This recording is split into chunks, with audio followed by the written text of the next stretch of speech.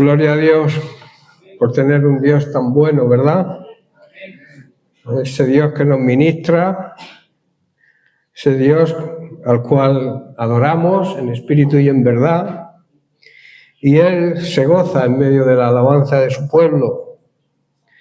Una de las cosas más importantes que el ser humano debe hacer con respecto a Dios es la alabanza, la adoración. Él se lo merece, Él se merece nuestra alabanza y nuestra adoración. Y ambas cosas van unidas a la obediencia. Cuando obedecemos a Dios, estamos adorándolo, estamos alabándolo.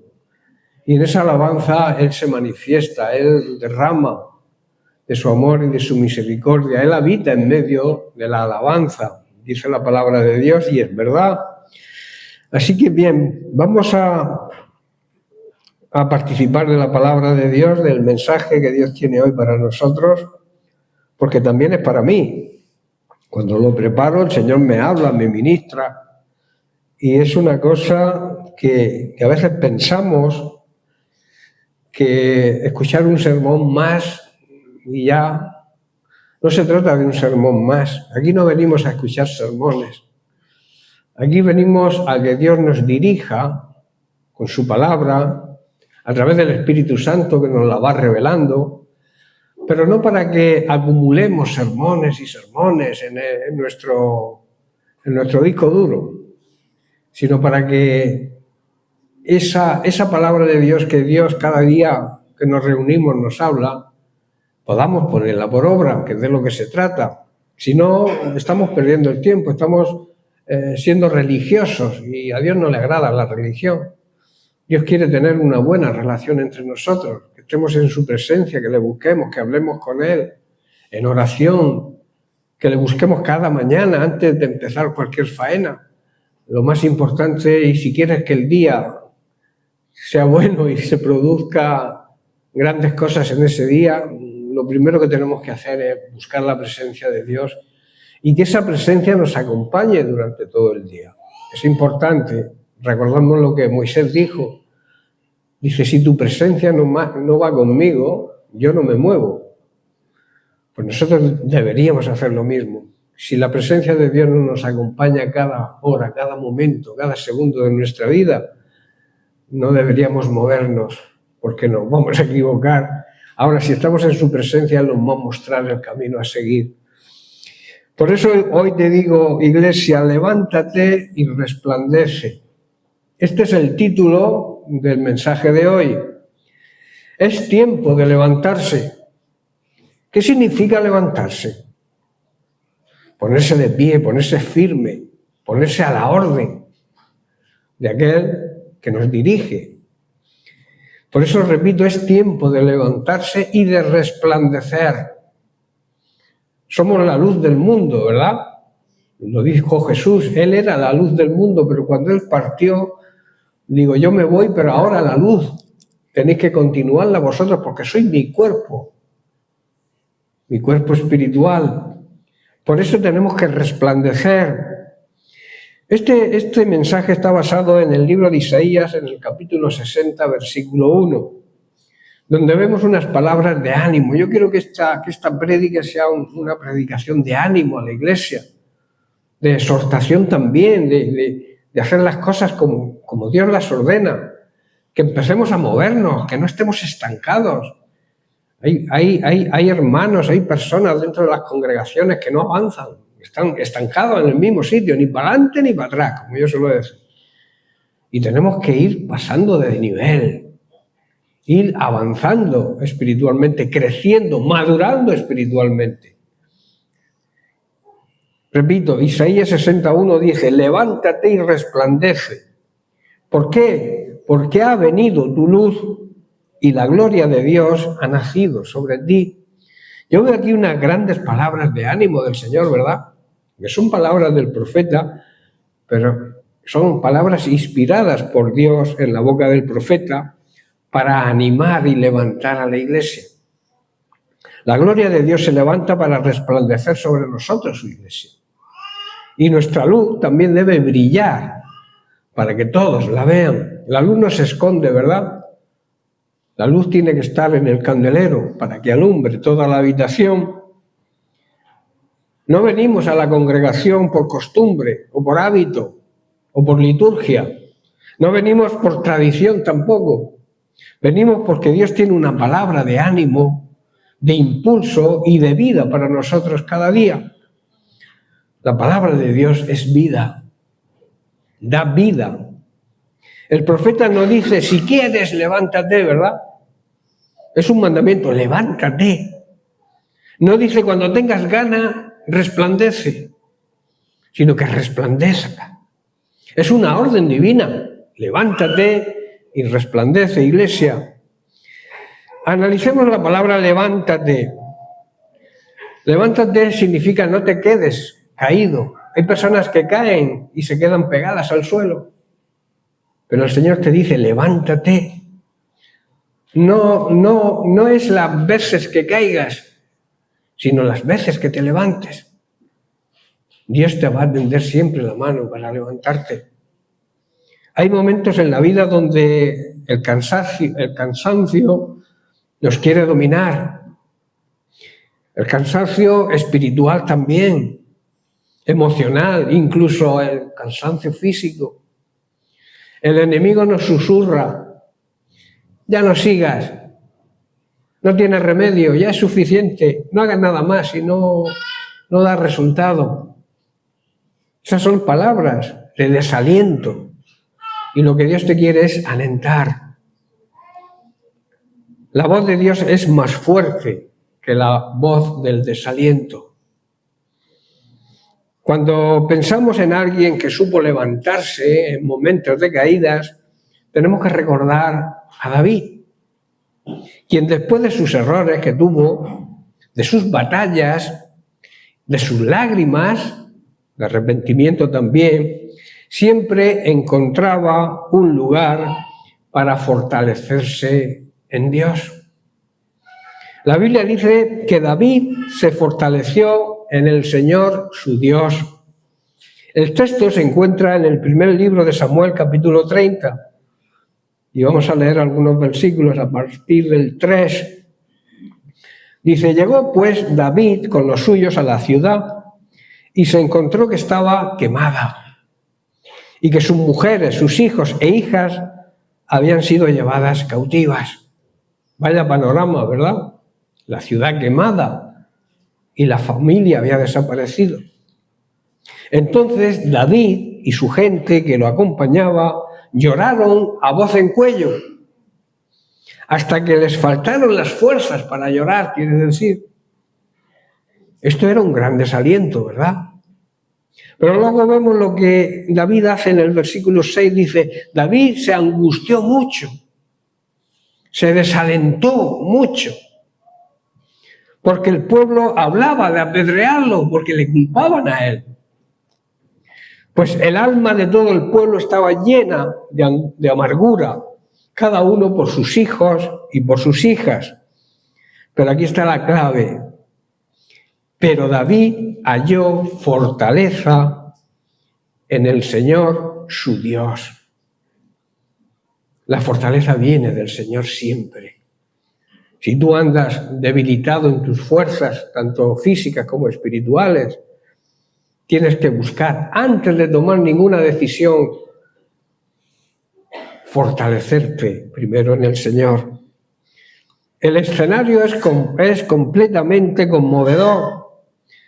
El hombre, conforme al corazón de Dios, que era David, está en uno de los momentos más oscuros de su vida. El contexto es el siguiente. Este pasaje nos relata que los amalecitas habían invadido Siclag, la habían incendiado y se habían llevado cautivas a las mujeres y a los hijos. Cuando David y sus hombres regresaron, lo que encontraron no era un hogar, solamente había humo. La ciudad había sido quemada. No veía a su familia. Todo era silencio y desolación. Imaginaos el panorama, ¿verdad? Aquel que había vencido a Goliat, aquel que había sido ungido por el profeta Samuel, aquel que había tocado el arpa delante de Saúl, ahora estaba rodeado de hombres que querían apedrearlo. Tremendo, ¿verdad? El texto dice, y David se angustió mucho, mas David se fortaleció en el Señor su Dios. Aquí vemos un gran contraste. El pueblo habla de piedras, de apedrearlo. David hablaba con Dios. El pueblo mira la pérdida, pero David mira al Señor. Aquí tenemos que hacer algunas consideraciones sobre la actitud de David. La primera es que se fortaleció cuando no tenía fuerzas, había perdido las fuerzas, estaba completamente desalentado. Cuando uno se desalienta, como que se le terminan las fuerzas, pierde el aliento. La Escritura no dice que David era fuerte en este momento, dice que se fortaleció. ¿Por qué? Porque en ese momento era débil. Es decir, no era algo natural. Tenía que tomar una decisión espiritual, que era buscar la presencia de Dios para fortalecerse. Hay momentos en la vida del creyente donde el alma se agota, donde las oraciones parecen caer al suelo, donde las promesas parecen muy lejanas e inalcanzables. David no niega la angustia. La Biblia dice que lloraron hasta que no tuvieron más fuerzas para llorar, pero no permitió que la angustia gobernara su espíritu. Fortalecerse en el Señor es ir a la fuente. ¿Cuándo hay que ir a la fuente? ¿Cuándo hay que ir a la fuente? Cuando el cántaro está vacío, para llenarlo. Si tú te sientes vacío, desanimado, desalentado, tienes que ir a la fuente donde tienes el aliento, donde tienes la presencia de Dios que te va a levantar y te va a fortalecer. David dice que se fortaleció en el Señor su Dios. Y quiero hacer énfasis en la palabra su. David consideraba a Dios como algo suyo. Yo te pregunto, ¿tú consideras a Dios como algo tuyo? ¿Dios es Dios o es tu Dios? No dice que se fortaleció en la religión de sus padres. Tampoco dice que se fortaleció en las experiencias vividas anteriormente. No dice que se fortaleció porque era rey en su reinado. Dice que se fortaleció en el Señor porque era su Dios. Era algo suyo. Aquí hay intimidad. Aquí vemos relación íntima con Dios. Y aquí hay pacto. Porque Dios es un Dios de pactos. En el momento de crisis no basta saber que Dios es poderoso. Todos sabemos que Dios es poderoso, ¿verdad? Lo que necesitamos saber es que Él es nuestro Dios. Es tu Dios, pero es mi Dios. Es vuestro Dios, pero es mi Dios. ¿Estáis comprendiendo la diferencia? David no tenía el templo a la mano en ese momento para orar. No tenía un profeta cerca. No tenía sacrificios para ofrecer en ese momento. Pero tenía comunión con su Dios. Tremendo, ¿verdad? ¿Cuántas veces Dios permite que todo alrededor nuestro se sacuda? Para que recordemos que nuestra fortaleza no está en lo que nos rodea a nosotros, sino en aquel que habita dentro de nosotros. Ahí es donde está nuestra fuerza. David se fortaleció antes de consultar. Esta es otra consideración que tenemos que tener en cuenta. Es interesante que primero se fortalece y luego le consulta. Ese es el orden. En 1 Samuel 30 vamos a leer los versículos 7 y 8 ahora. Y dijo al sacerdote Abiatar, hijo de Ahimelech, te ruego que me acerques el efod. Abiatar acercó el efod a David y David consultó a Dios diciendo: ¿perseguiré a esta banda de salteadores? ¿Los podré alcanzar?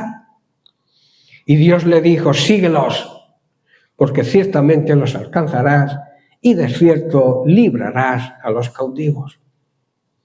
Se fortaleció y le preguntó. Tremendo, ¿verdad? Y entonces Dios responde. Quiero hablaros de lo que significaba el efod. El efod era una de las vestiduras sagradas más importantes del sumo sacerdote en el Antiguo Testamento, y lo usaba precisamente el sumo sacerdote. Sin embargo, también se menciona en la Biblia que algunos sacerdotes lo usaban en versiones más simples, como un efod de lino. Incluso se dice que David danzó delante de Dios ceñido con un efod de lino, y también lo usó en el pasaje que nos ocupa hoy.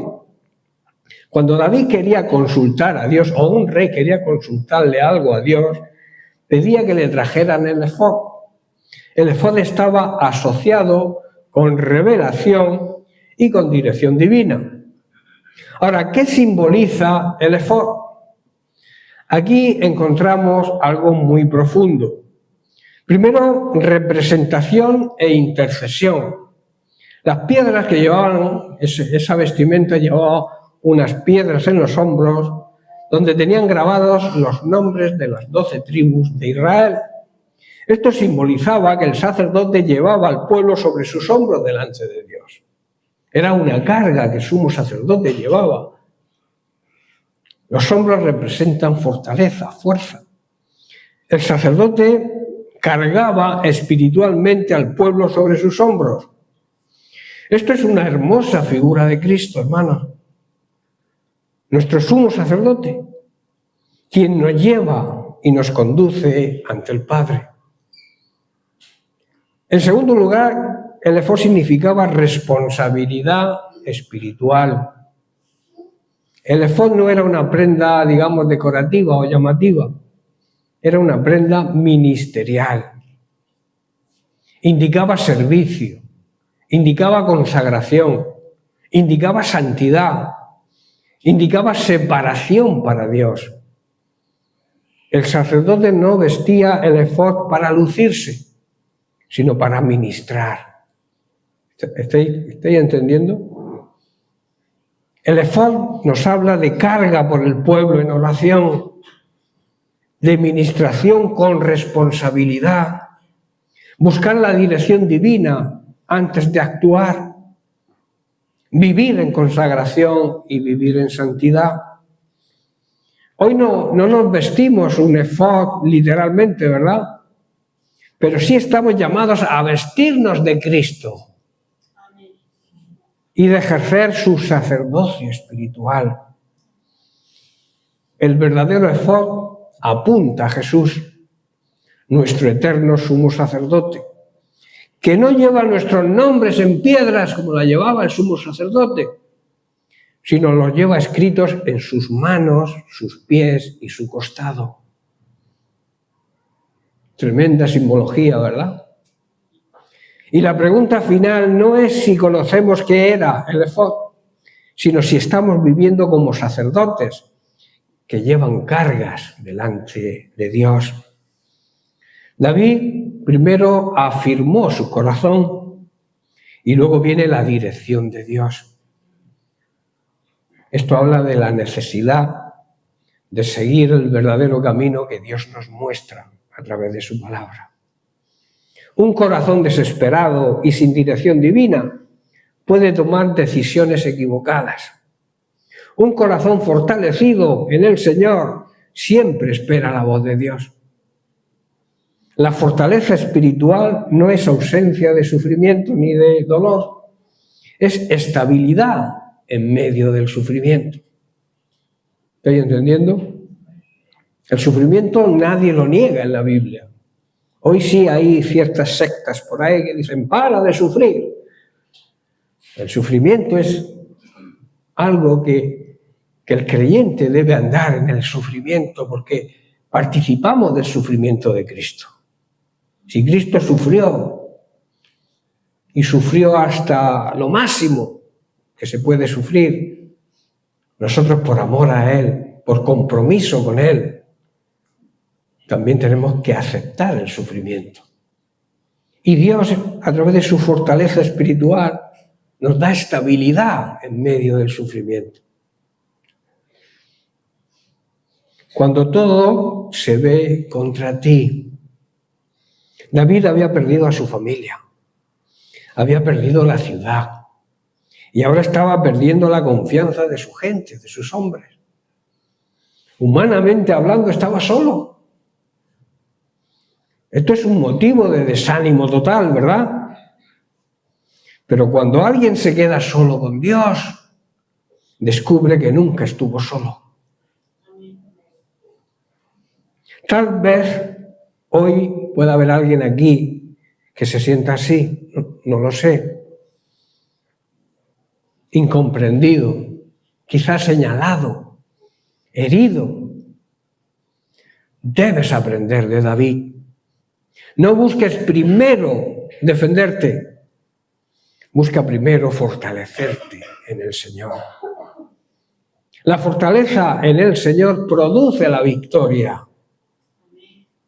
Después de fortalecerse, David le consulta a Dios y Dios le contesta: persíguelos, porque ciertamente lo vas a alcanzar y de cierto vas a librar a tu familia. La victoria comienza siempre en el interior antes de manifestarse en el exterior. La batalla de Siclag se ganó primero en el corazón de David. Fortalecerse en el Señor no es repetir palabras, sino recordar primero sus promesas y saber que Dios siempre cumple sus promesas. Reposar, descansar en su soberanía. Él es el dueño, el soberano de todo. Y es nuestro Padre además. Tenemos que renovar la confianza en su fidelidad. Dios es fiel, siempre. Y también tenemos que rendirnos a su voluntad y obedecer. Esa es la parte que nos corresponde. David no se fortaleció porque las circunstancias cambiaron, sino que las circunstancias cambiaron porque David se fortaleció. ¿Entendéis? No se fortaleció, digamos, en la opinión de la gente. A veces buscamos la opinión de la gente para coger fuerza. No se fortaleció en las circunstancias, se fortaleció en Dios. Quizá hoy Siclag está en ruinas en alguna área de tu vida. Quizás el humo de la pérdida nubla tu visión. Quizás esta semana fue difícil para ti. Tal vez enfrentaste oposición, problemas familiares, luchas internas, qué sé yo. Pero hay un lugar donde el fuego no consume, la presencia de Dios. Ahí no va a haber fuego, ahí no va a haber pérdida, sino ganancia. Hoy el Señor te dice, iglesia, no te quedes postrado, no te quedes en el suelo, no te quedes caído, levántate en fe. Levantarse no es negar el dolor o el sufrimiento, es decidir que el dolor y el sufrimiento no tendrán la última palabra. Que hoy podamos decir, no me sostuve en mi fuerza, sino he hallado fortaleza en el Señor mi Dios. La orden divina se complementa con resplandece. Hemos visto levántate, pero luego dice resplandece. Resplandece es que tenemos luz aún en medio de la oscuridad. Vivimos, como dije al principio, en una época de oscuridad mundial, grandes guerras, grandes luchas, pecados, se ha perdido toda ética, toda moral. Están permitiendo cosas que están contaminando a nuestros niños y a nuestros hijos con las teorías estas nuevas, las nuevas teorías humanas, la diversidad de género. Ahora la gente quiere ser incluso perro. Como yo digo, pues si quieres ser perro, yo te hago una caseta en el patio y te vacuno todos los días y te quito las pulgas. Ahora hay cada aberración. Es que no te puedes imaginar las nuevas ideologías lo que están trayendo. Están perdiendo la inocencia de los niños y de los jóvenes. Están perturbando. Y nosotros como iglesia tenemos que resplandecer en medio de tanta oscuridad. No te quedes callado cuando tu niño te venga con alguna historia que le han contado en el colegio. Estate pendiente de tus hijos. ¿Qué les enseñan? ¿Qué les dicen? Porque cualquier día te vendrá tu niña y dirá, yo quiero ser niño, porque me han dicho en el colegio que yo puedo ser niño y yo no quiero ser niña, o al contrario. Eso se está viendo hoy en día. Y nosotros tenemos que resplandecer. Nosotros no podemos quedarnos callados, por lo menos con nuestros hijos. Luego vendrán los problemas. ¡Ay, si yo hubiera hecho caso! A veces, ayer estuvimos en la reunión de hombres, que fue muy bonito. Tuvimos aquí unas charlas de cómo tiene que comportarse un varón en su hogar, en su casa. Y un varón, Dios le ha dado una responsabilidad que no puede eludir si es un hombre de Dios de verdad. Y es ser sacerdote de su casa. Y un sacerdote cuida de la esposa, cuida de los hijos. Tanto material, a veces nos conformamos, yo es que trabajo yo para que coman. No. Es más importante el alimento espiritual, ejercer tu ministerio de sacerdote de tu casa.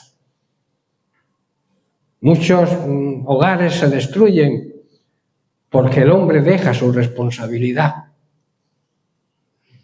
Y no es la autoridad del hombre porque sea hombre. No estamos hablando de machismo ni de feminismo. Estamos hablando del orden de Dios.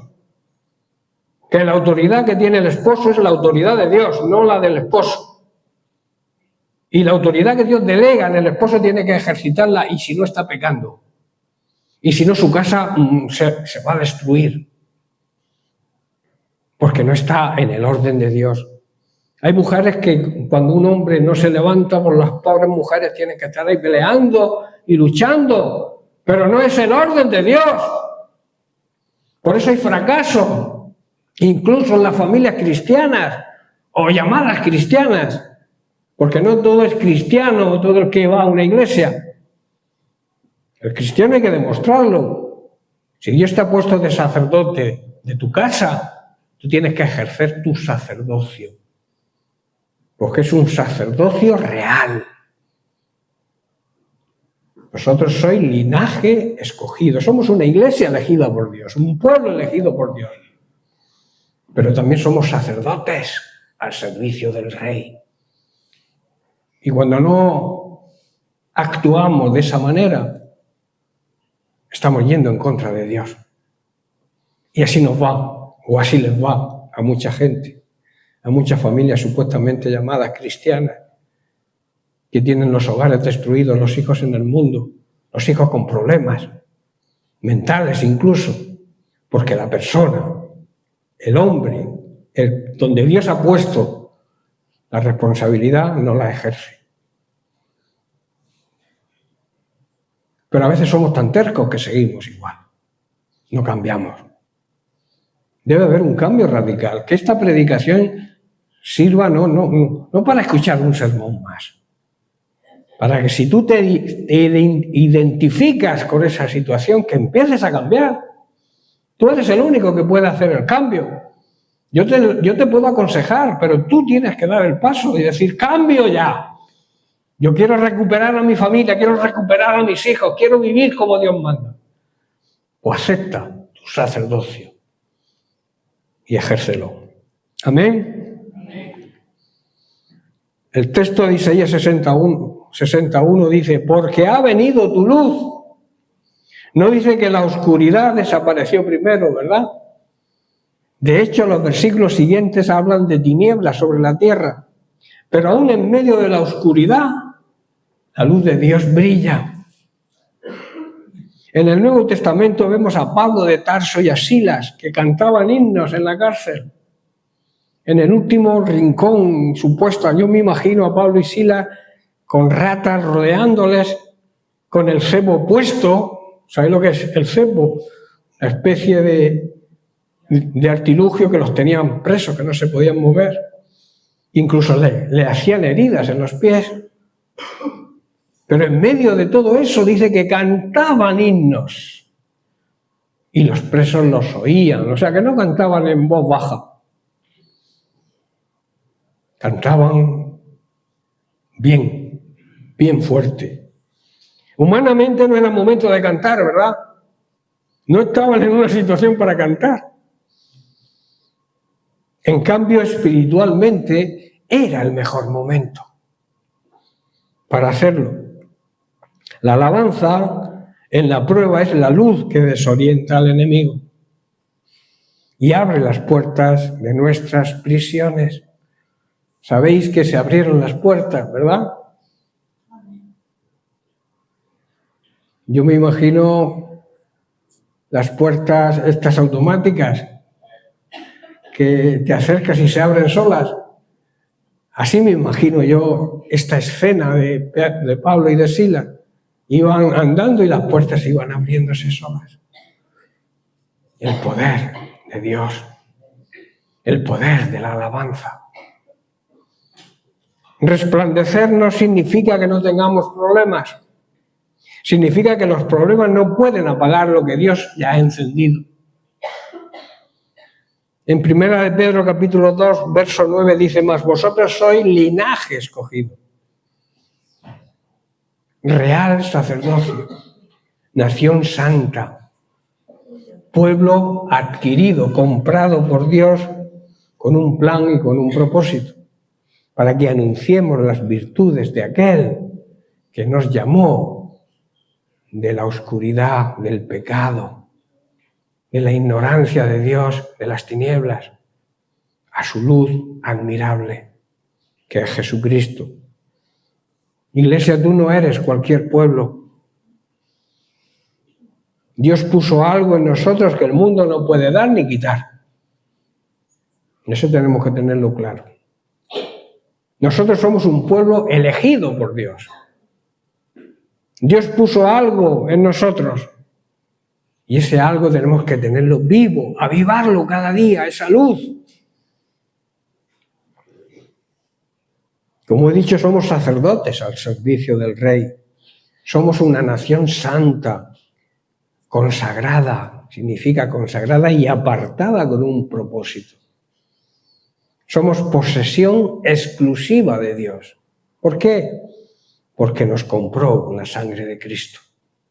Y por eso le pertenecemos. Por eso no podemos ni debemos mostrar flaqueza ante los problemas y el sufrimiento, porque tenemos el poder de Dios. Debemos mostrar a otros también la bondad de Dios, lo bueno que es Dios. Pues Él nos ha llamado a salir de la oscuridad, de la ignorancia, del pecado, y entrar en la luz maravillosa de Cristo. La gloria de Dios está sobre ti. El texto no solo habla de luz, habla de gloria.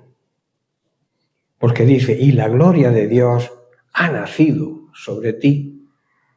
La gloria representa la presencia activa de Dios. Cuando Moisés descendía del monte, su rostro resplandecía porque había estado en la presencia de Dios. Él no se dio cuenta. ¿Quién se dio cuenta? Los demás. Cuando estamos en la presencia de Dios, la gente que nos rodea lo va a notar, lo va a ver. Hay creyentes que no saben esto, que viven una religión, que viven una rutina, un hábito. Voy a la iglesia los domingos, bien, vale. Los días de la semana pues soy como cualquier otra persona del mundo. Caminan también cabizbajo, serios, inseguros, dudando. Pero tienen que saber que sobre ellos está la gloria de Dios. Y eso hace cambiar el semblante, levantar la cabeza,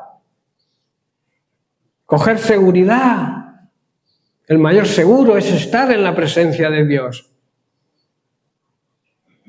Debemos recordar siempre que no caminamos solos, que no luchamos solos, no servimos solos. Dios está con nosotros.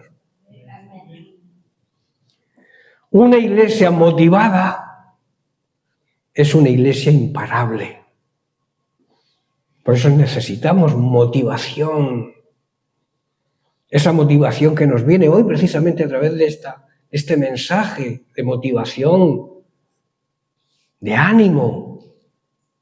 Una iglesia así, como he dicho, es una iglesia que no la para nadie.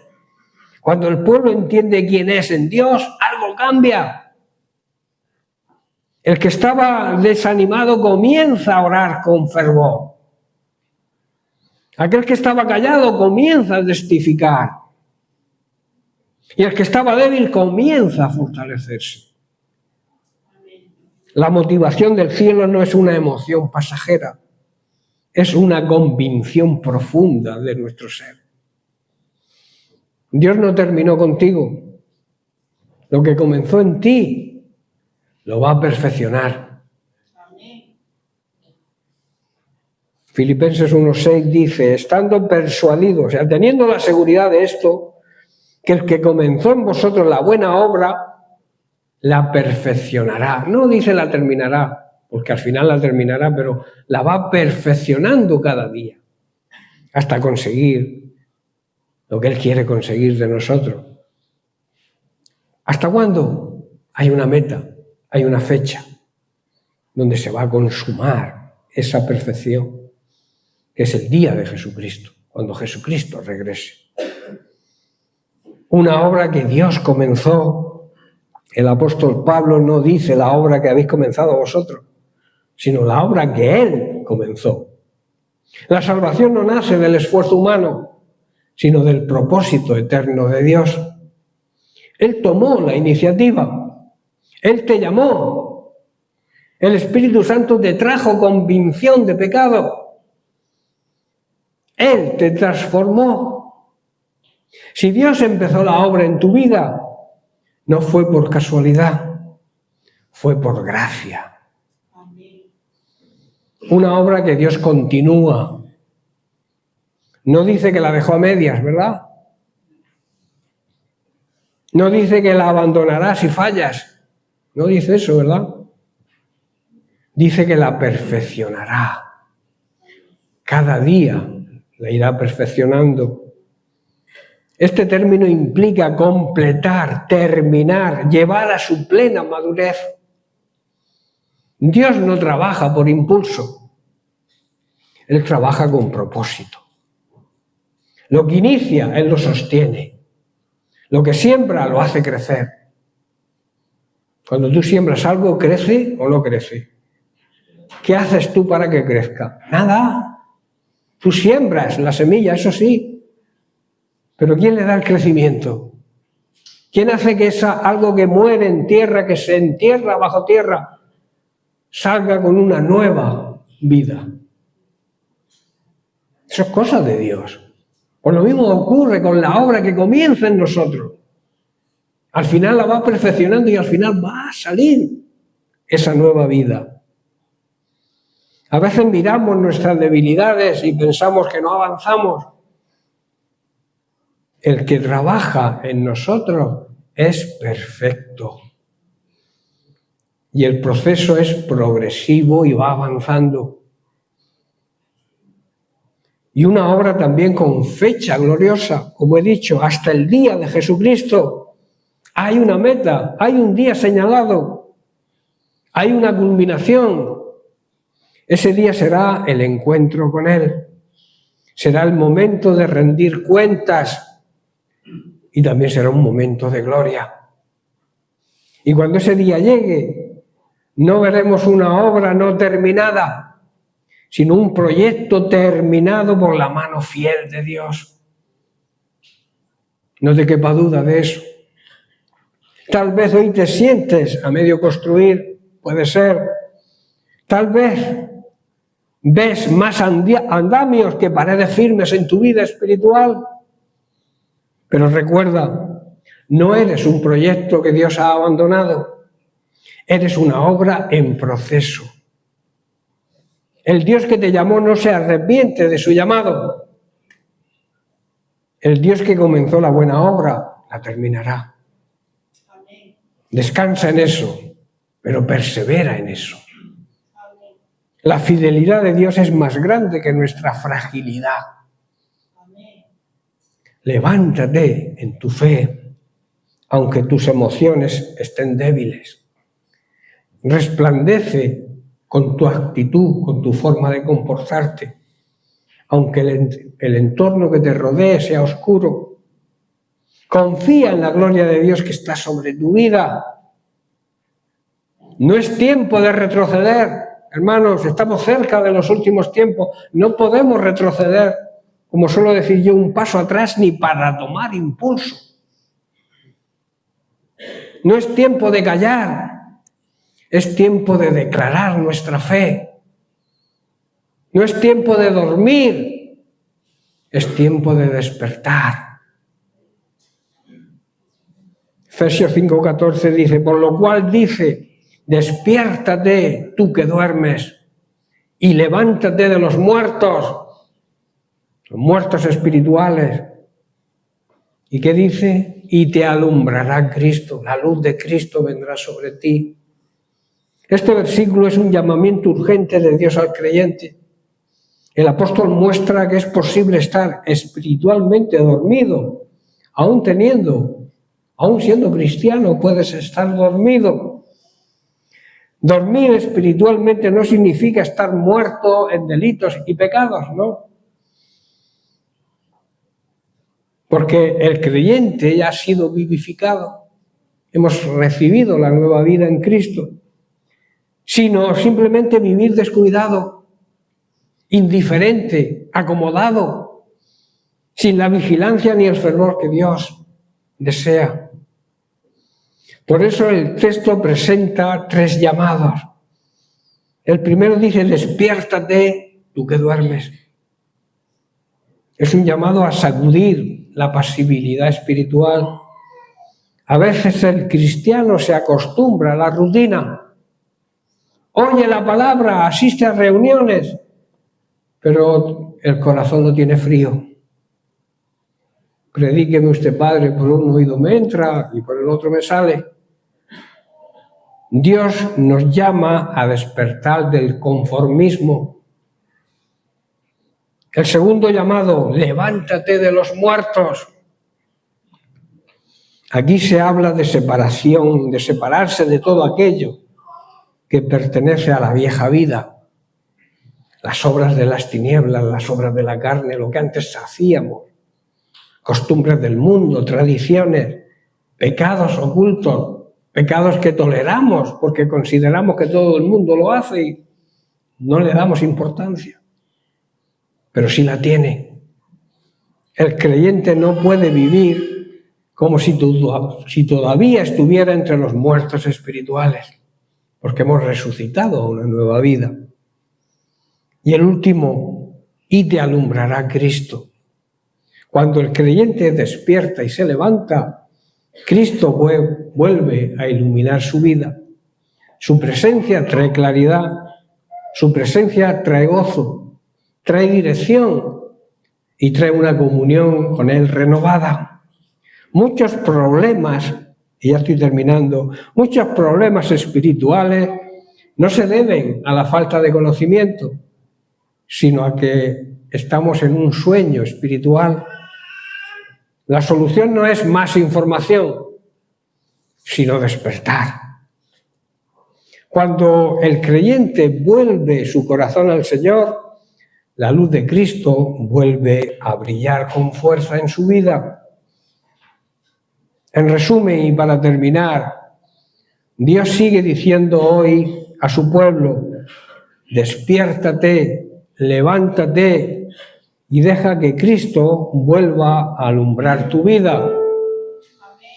Iglesia, me gustaría, esta es la verdad, que esta enseñanza, que este culto marque un antes y un después en nosotros. Que salgas de este lugar con el corazón encendido. Que no salgas como un día más, con una predicación más, que llegues a la calle y te pregunten: ¿qué ha predicado el pastor? Muy bonito. ¿Pero de qué ha predicado? De la Biblia. Pero no nos acordamos. ¿Sabéis una teoría, una táctica para no olvidarnos de lo que escuchamos? Ponerlo por obra. Y entonces no te olvidas. Que salgas, repito, con un corazón encendido, con la esperanza renovada, con nuevas fuerzas y con la certeza que Dios todavía está obrando en ti. El Señor te dice, y termino: levántate, resplandece, porque la gloria de Dios está sobre ti. Amén. Que Dios les bendiga.